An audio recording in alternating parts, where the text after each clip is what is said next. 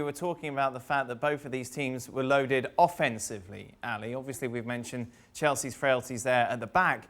Yet, who would have thought, if we had this conversation back in October, that an injury to Christian Pulisic would prove to be so decisive? And that's exactly what happened in the second half of this game. Because once he went off, there was nothing in that Chelsea attack. That final third, despite the possession, despite the fact they had a lot of the ball, they offered very little threat. And that's a function of how good Christian Pulisic has been since the restart and how impressive his performances have been.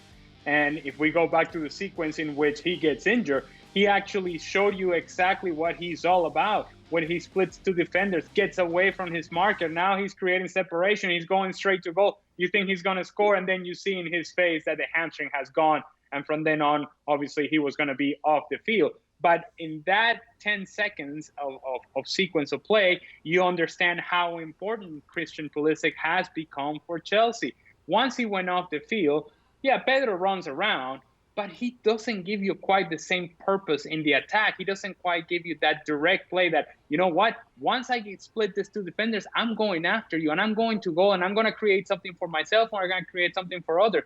Pedro's just kind of running around busy, but not really threatening the goal. And I think that's the argument that you can make about a lot of the Chelsea players, guys that are good with the ball on their feet, that are good in space, that can create something here and there, but they don't quite have what we have seen from Christian Pulisic in the last month and a half. They don't quite have that creativity, that explosiveness, and really the goals that he has added to his game. And yes, once he went off the field, you're looking around and thinking, well, where is the explosive play going to come from? Where is the dynamic movement going to come from? It's a lot of sideways stuff and yeah, some good possession here and there. But in the end, final third, when it really counts, when it really matters, there was nobody there to really provide that for Chelsea. His absence was so stark, wasn't it, in that second half, Stevie?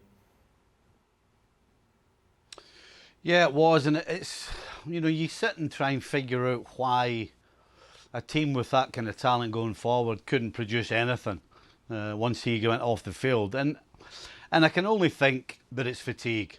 Listen, I once lost an FA Cup final with Liverpool to a team called Wimbledon who we should have wiped the floor with. But it wasn't until after the game we realised that we had nothing in our legs. It was fatigue. And so that can be the only thing I can think of that was wrong with Chelsea's, particularly attacking players, that things just caught up on them. Because let's be clear, they were playing against Holden, David Luiz and Tierney in a back three.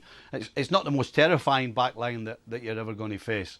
And the fact that they produced nothing, I would suggest it's just plain and simple, good old-fashioned fatigue. Isn't that an easy out, though, Frank?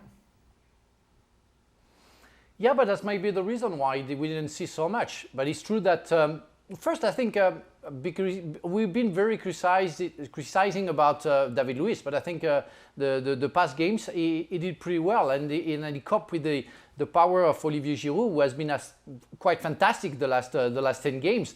And we emphasize that the fact that Giroud was very good, and yesterday David Luiz did the job with holding. So I think it might be the fatigue, but I think it's also Chelsea habit in a way where sometimes you don't see anything.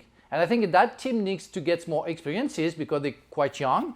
They have to make sure that they all fit, because when you have two big injuries like that, of course it demands your performance. But yeah, again, I think it's more in their heads than in their bodies that they lost the game yesterday. Thanks so much for watching ESPN on YouTube. And for more sports highlights and analysis, be sure to download the ESPN app. And for premium content and live streaming, subscribe to ESPN Plus.